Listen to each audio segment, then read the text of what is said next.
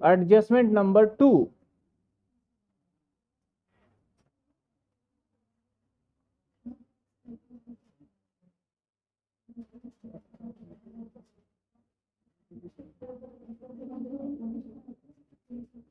Depreciation. ध्यान दीजिए इधर। Sir adjustment number 2 depreciation. Sir depreciation लगता किस पे? फिक्स एसेट्स पे।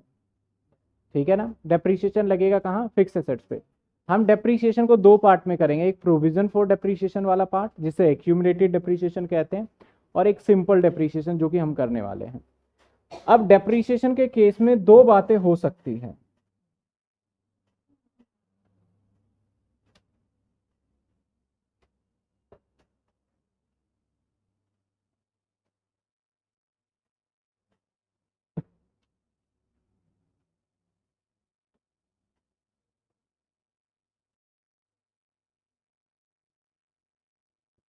Depreciation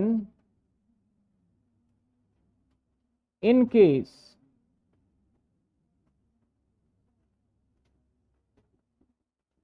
given in the statement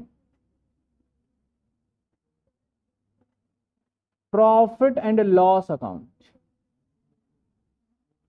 ऐसा प्रोबेबिलिटी है कि आपको गिवन होगा स्टेटमेंट प्रॉफिट एंड लॉस में। सर कैश फ्लो के अंदर भी एडजस्टमेंट की डबल एंट्री इफेक्टेड हो जाता है और नॉन एडजस्टमेंट की सिंगल एंट्री, वही चलता है एडजस्टमेंट वाला हिसाब किताब। अगर मैं बताऊं तो कैसे, देखिए आप ध्यान से। ये हमारा पी एंड एल है आपके सामने, यहां पे आपको डेप्रीशिएशन दिखेगा 85,000, दिखा? तो मैं इस पी एंड एल की बात कर रहा हूं। तो अगर आपको पी एंड एल में यानी स्टेटमेंट प्रॉफिट एंड लॉस में डेप्रीशिएशन दिखा, तो ऐसे सिचुएशन में, ऐसे पॉइंट्स में आपको क्या करना है? सिंपली सिर्फ ऐड कर देना है।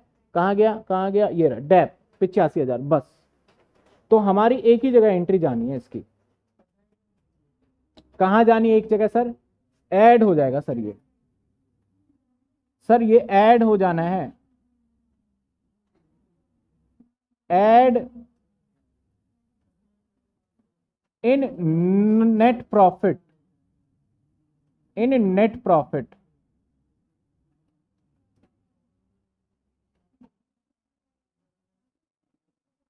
ठीक है, और बेसिकली इस एडजस्टमेंट का नाम दूं ना तो फिक्स एसेट्स के ऊपर एडजस्टमेंट चल रहा है। बेसिकली मैं बोलूं तो फिक्स एसेट्स का पार्ट होता है।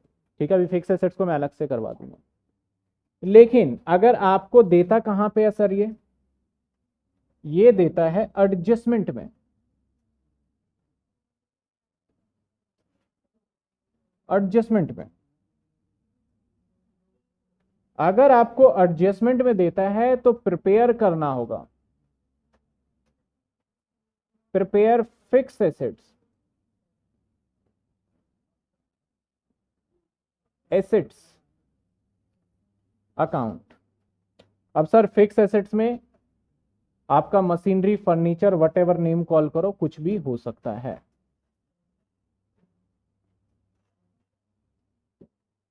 सर फिक्स एसेट्स अकाउंट बनाने के लिए बड़ा सिंपल सा लॉजिक है।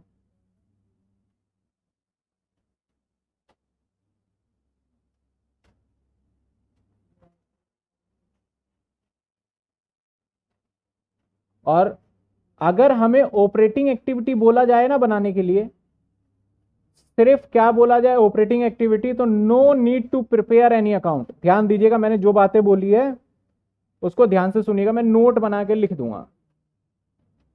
सर जो ये अकाउंट मैं बना रहा हूं ना, इसकी भी कंडीशन मैंने बताया आपको। कब बनाओगे ये अकाउंट?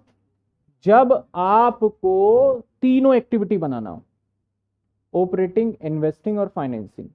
लेकिन जब आपको सिर्फ और सिर्फ एक एक्टिविटी बनाना हो यानी ऑपरेटिंग एक्टिविटी, तो जरूरत ही नहीं है।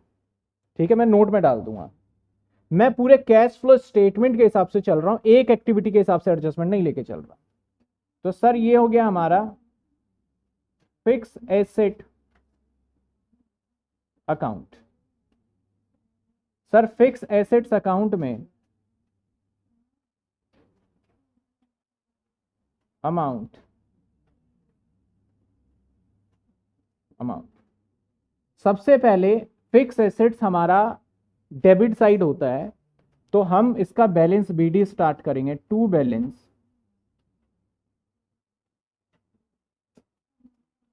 बीडी, और इसका सीडी आएगा बाय बैलेंस। और आपको पता होना चाहिए एसेट्स अगर घटाना हो, अब आपको पता चल गया भाई बीडी इधर है तो सीडी इधर है, अगर मैं पूछूं आपको एसेट्स घटाना हो, अकाउंट वगैरह, फिर सर ऐड डेप्रिसिएशन इन नेट प्रॉफिट, अभी बता देते हैं। अगर मैंने बोला कि इस फिक्स एसेट्स को अगर घटाना हो तो किस साइड से घटाएंगे, क्रेडिट साइड से। और घटाने के दो कारण हैं, घटने के दो कारण हैं सर, क्या क्या रीजंस हो सकते हैं। एक तो डेप्रीशिएशन, डेप्रीशिएशन को शॉर्ट फॉर्म में लिख रहा हूं, या फिर आपका हो सकता है सेल। स्क्रैप का मतलब ही सेल होता है, बैंक से या फिर सेल। पता चला आपको दो रीजन हो सकते हैं। यानी आपको अगर एडजस्टमेंट में गिवन हो तो सर एडजस्टमेंट में क्या गिवन होगा, डेप भी दे सकते हैं एंड सेल का वैल्यू दे सकता है, कुछ भी दे सकता है, तो अकाउंट बना लेना है। और इस साइड में क्या निकलेगा, बढ़ेगा। बढ़ने के दो रीजन है, या तो परचेज कर लो तो बढ़ जाएगा, है ना, और दूसरा क्या रीजन हो सकता है, प्रॉफिट बढ़ जाए, प्रॉफिट हो जाए, है ना। तो यहां पे एक तो परचेज, यानी वो भी परचेज के लिए भी बैंक शब्द ही इस्तेमाल होगा, और ब्रैकेट में परचेज, या फिर आपका प्रॉफिट हो जाए। एक चीज और पॉइंट रह गया यहां, लॉस, एक लॉस से भी घटेगा हमारा, ठीक है ना, एक लॉस से भी घटेगा।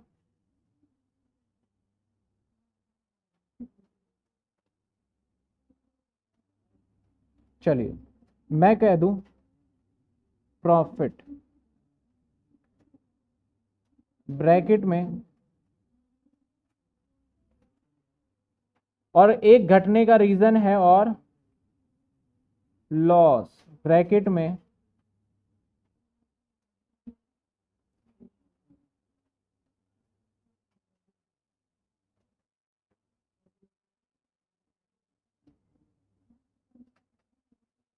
चलिए, और बाय साइड में आ जाएगा बाय बैलेंस सीडी, थोड़ा शॉर्ट यूज कर लिया, चलिए।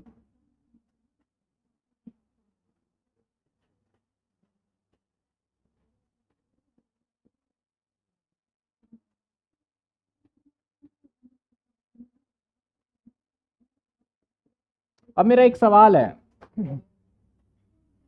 मेरा एक क्वेश्चन है, आप मुझे जवाब दीजिएगा, मैं देखता हूं आप कितना ध्यान से समझ रहे हो। मान लीजिए बैलेंस बीडी मेरा 500 रुपए है या 5000 रुपए है, ठीक है, तो बताओ ये इन्वेस्टिंग एक्टिविटी का पार्ट है, या ऑपरेटिंग एक्टिविटी के अंदर जाएगा, या फाइनेंसिंग एक्टिविटी में जाएगा। मैंने कहा कि मेरा बैलेंस बीडी 500 मान लो, 5000 मान लो, वट एवर, तो या बताइए ये इन्वेस्टिंग एक्टिविटी में जाएगा या ऑपरेटिंग या फाइनेंसिंग। लाइव में जो बच्चे हैं वो भी बताएं किस में जाएगा।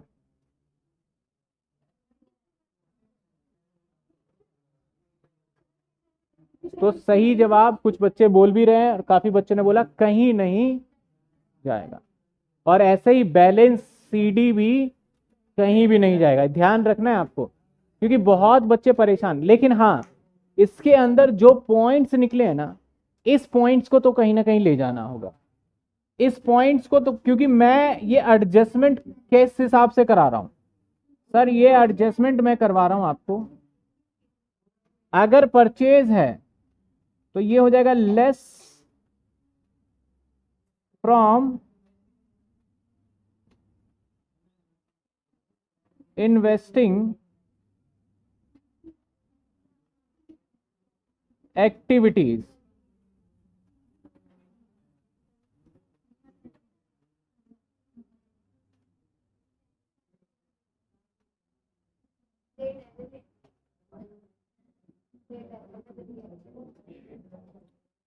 और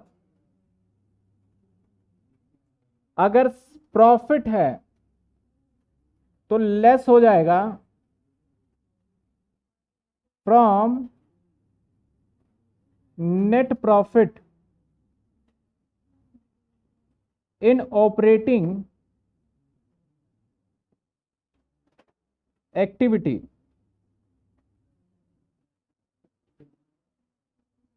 इन ऑपरेटिंग एक्टिविटी, समझे बात? अब हम एसेट्स को खरीदेंगे, एसेट्स को जब खरीदेंगे तो हमारा क्या होगा, इन्वेस्टिंग एसेट्स खरीदना, और assets fix assets is a part of investing activity. Investing activity हमारा किस कॉन्सेप्ट पे चलता है, इनफ्लो और आउटफ्लो के कॉन्सेप्ट पे चलता है। अगर पैसा जा रहा होगा तो माइनस और आ रहा होगा तो प्लस। तो अगर हमने परचेज किया है तो बट ऑब्वियस सी बात है कि हमारा पैसा जा रहा होगा, है ना, तो क्या करेंगे हम इन्वेस्टिंग में, माइनस।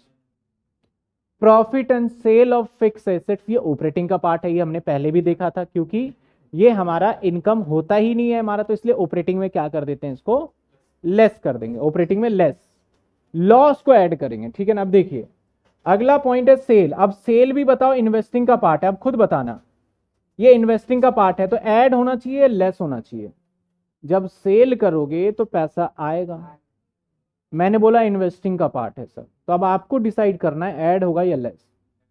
तो पैसे जब इनफ्लो है तो ऐड होगा, तो ये ऐड हो जाएगा, ऐड इन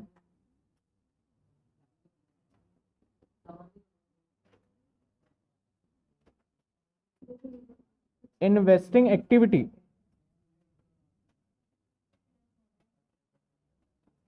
अब इसकी बात करें हम, ये भी ऐड होगा इन नेट प्रॉफिट, ऐड होगा net profit in operating activity.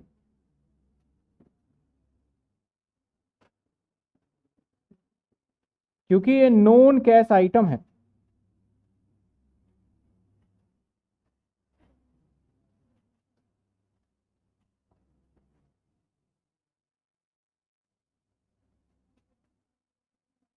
अब देखिए इसके अंदर 4 पॉइंट्स ऐसे थे जो कि निकला था, उस चारों पॉइंट को कहां कहां ले जाना है, अकाउंट के थ्रू ये रहेगा। अब मैंने कहा कि इन केस आपका सिर्फ ऑपरेटिंग एक्टिविटी बनाना हो ना, तो अकाउंट बनाने की जरूरत नहीं है, क्योंकि ऑपरेटिंग डेप्रीशिएशन अगर हमें दे दे, डेप्रीशिएशन अगर हमें गिवन हो, तो ऑपरेटिंग एक्टिविटी ही बनाना है, तो बस ये ऑपरेटिंग एक्टिविटी में उठा के लिख देंगे, बात खत्म हो जाएगा। और उस केस में सेल और परचेज भी नहीं होना चाहिए। तो सर एक होता है शॉर्टकट कि ये चीजें कर लो ऐसे, जैसे यहां शॉर्टकट बोलूं, जो डेबिट में निकलता है माइनस होगा और जो क्रेडिट में निकलता है ऐड होगा, वही कहानी देख रहे हो। तो जब कभी भी कोई चीज ट्रिक याद रखते हैं ना, तो उस ट्रिक को याद रखने से साथ साथ हमें बहुत सारे कंडीशन भी फॉलो करने हैं। जैसे मैंने बोला, अगर डेप्रीशिएशन हमारा एडजस्टमेंट में गिवन हो और हमें ऑपरेटिंग एक्टिविटी बनाना हो, तो नो नीड टू प्रिपेयर कोई भी फिक्स एसेट्स अकाउंट। और उसमें यह भी कंडीशन याद रखना है कि वहां पे कोई एसेट्स बिका या खरीदा ना गया हो, क्योंकि अगर बिक गया खरीदा गया तो प्रॉफिट आएगा, तो फिर बनाना पड़ जाएगा अकाउंट हमें प्रॉफिट लॉस निकालने के लिए फिक्स एसेट्स। तो बेटर है हम शॉर्टकट में ना जाके प्रैक्टिस करते करते पता चल जाएगा। तो सिंपल, अगर हमें डेप्रीशिएशन एडजस्टमेंट में देंगे ना, तो मैं तो कहूंगा कि अकाउंट बना ही लो। और अकाउंट बनाना बहुत मुश्किल नहीं है, बैलेंस BD CD डाला और डेबिट क्रेडिट में डाल के हमने क्या कर दिया, इसको खत्म कर दिया। समझ में आ रही है बात आपको? Depreciation add in net profit, बिल्कुल सही। निधि आप एक बार बता दीजिएगा क्या पॉइंट नहीं आया, अभी हम और भी डिस्कस करेंगे इस पे। अब बात आता है, इफ नो इंफॉर्मेशन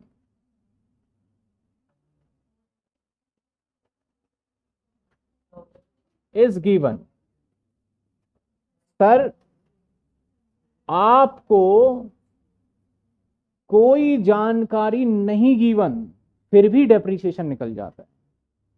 कोई जानकारी, कहीं दूर दूर तक डेप्रीशिएशन की बात नहीं करी। जैसे मैं आपको दिखाते जा रहा हूं। जैसे आप यहां पे एसेट्स को ध्यान से देखिए, हमारा ये लैंड एंड बिल्डिंग 2 लाख से 71 हो गया। तो अब यहां पे दो ही वजह हो सकते हैं, या तो डेप्रीशिएशन लगा होगा या तो सोल्ड हो गया। तो अब यहां कहीं भी डेप्रीशिएशन की दूर दूर तक कोई जानकारी नहीं है, लेकिन यहां भी डेप्रीशिएशन ढूंढा जा सकता है। तो मैं यही कह रहा था कि अगर आपको कोई इंफॉर्मेशन ना गिवन हो, सर कोई इंफॉर्मेशन ना गिवन हो तो हमें क्या गिवन होगा? कोई इंफॉर्मेशन ना गिवन हो और इसके साथ हम बना देते हैं but balance sheet given. Sir no information के साथ साथ आपको याद रखना है कि बैलेंस शीट तो होना ही चाहिए। उस केस में दो कंडीशन लग सकता है। सर दो कंडीशन क्या क्या? या तो हमारा या तो हमारा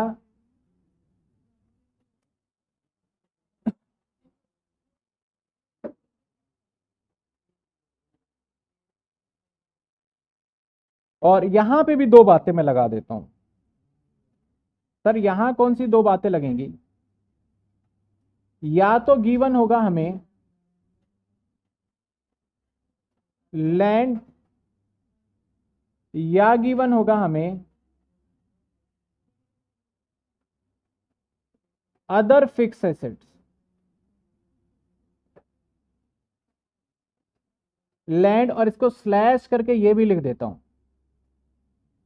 या लैंड एंड बिल्डिंग ही कर देते हैं, चलो लैंड एंड बिल्डिंग। ठीक है। और जो ये बातें मैं लिख रहा हूं थर्ड वाले पॉइंट में, ये हमारा ओनली अजम्पशंस है, और जो भी हम अजम्पशन मानेंगे ऑलवेज याद रखना उस अजम्पशन को आपको नोट में जरूर दिखा के आना है। ठीक है, अगर नोट में नहीं दिखाओगे तो हो सकता है आपके मार्क्स ना मिले। तो अगर आपका लैंड और बिल्डिंग से रिलेटेड इंफॉर्मेशन नहीं गिवन, आपके बैलेंस शीट में लैंड और बिल्डिंग दिखता है या अदर एसेट्स दिखता है? इसको थोड़ा सा और मैं थोड़ा और आपके लिए और इजी कर दूं। अगर हमारा क्या होता है डिक्रीज, इन केस क्या होता है डिक्रीज का मतलब समझ रहे हो? अगर डिक्रीज होता है तो दो चीजें हो सकती है ना डिक्रीज, या तो लैंड एंड बिल्डिंग डिक्रीज हो रहा होगा, या फिर इसके अलावा कोई ऐसे डिक्रीज हो रहा होगा, प्लांट एंड मशीनरी, फर्नीचर, कोई भी एनी अदर। तो अगर लैंड एंड बिल्डिंग डिक्रीज हो रहा है ना, तो इसको कंसीडर करना है क्या सर? सेल। और अगर प्लांट एंड मशीनरी या अदर एसेट्स हो रहा है तो इसको कंसीडर करना है सर यहां क्या है? डेप्रिसिएशन। मैं इसको थोड़ा सा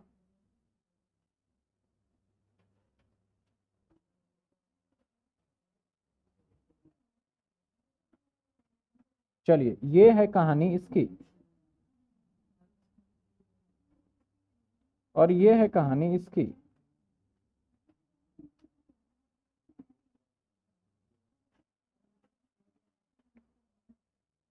पूरा लिख देते हैं, अब तो जगह बन गई ना। सेल।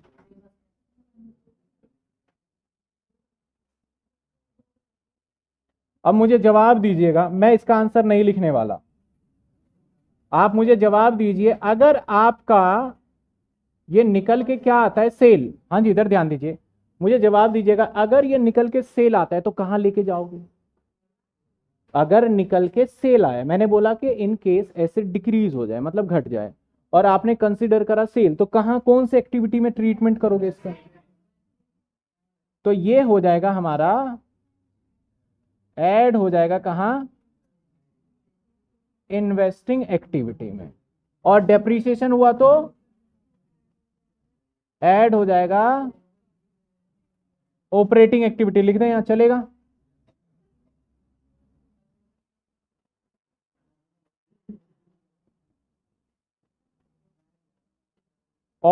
Operating activities.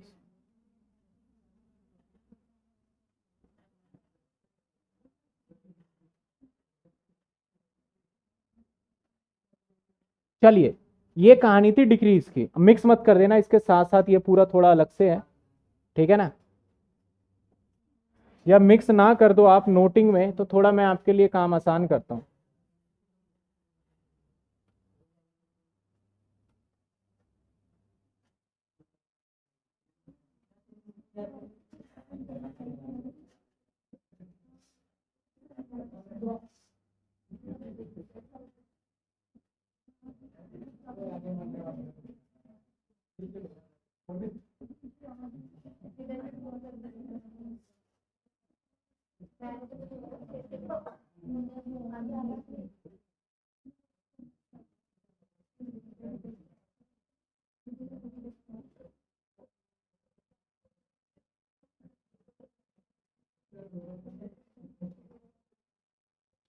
चलिए, अब मिक्स नहीं होगा। अगले पार्ट की बात करते हैं। अगर हो रहा हो, अगर हमने डिक्रीज देख ही लिया तो सर लगे हाथ इंक्रीज की भी बात कर लें। अगर इंक्रीज होगा तो फिर दो तरीके के एसेट्स हो सकते हैं ना सर। कौन कौन सा एसेट्स हो सकता है बताओ, बताइए। या फिर हम इसको कॉम्प्लिकेशन से खत्म करें, मैं वर्बली बोल दूंगा। सर अगर इंक्रीज हुआ तो ऑलवेज कंसीडर करना है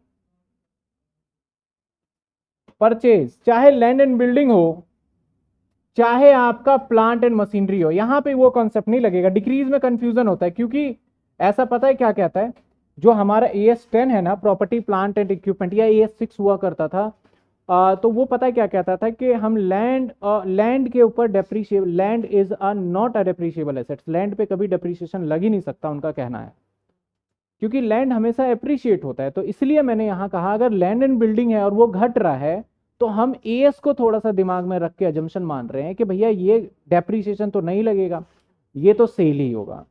और दूसरे पार्ट के अंदर एसेट्स डेप्रीशिएशन लग गया होगा, इसलिए ये अजम्पशन है मेरा।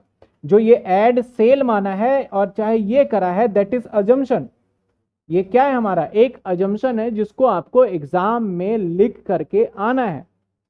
अगला है इंक्रीज, तो वो परचेज ही होगा सर, और कोई दूसरा ऑप्शन नहीं होता। वैल्यूएशन लग के इंक्रीज हो सकता है पीपीई के हिसाब से, आपने देखा होगा कि हमारा एसेट्स इंक्रीज हो गया, तो उन सारी बातों को कैश फ्लो में ज्यादा इनकॉर्पोरेट नहीं करेंगे वो। तो ये था हमारा टोटल सिंपल सा पार्ट, एक डेप्रीशिएशन, जब सिर्फ डेप्रीशिएशन गिवन हो तो। ये किसका पार्ट था सर, सिर्फ डेप्रीशिएशन।